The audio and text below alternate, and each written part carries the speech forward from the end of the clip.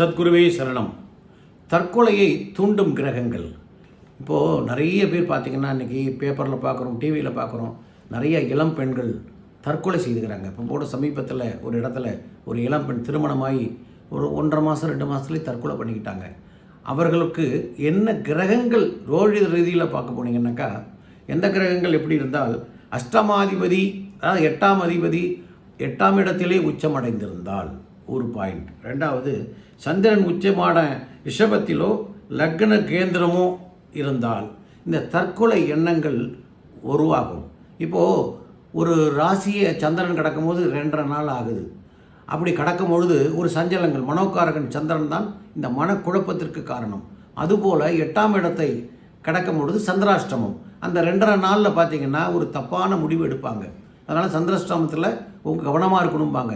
அந்த 2.5 நாள் கடக்கின்ற பொழுது இந்த ஏன் இவ்வளோ கஷ்டப்படுவானே, இந்த உலகத்தை விட்டு போயிடலாமே அப்படின்னு கோழைகள் அல்ல, மிகுந்த தைரியசாலி தான் தற்கொலை செய்து கொள்வார்கள்.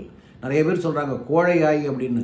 இந்த கோழைக்கும் தைரியத்துக்கும் இடைப்பட்ட இடத்தில் நடக்கின்ற போட்டியின் முடிவு தான் இந்த தற்கொலை முடிவு.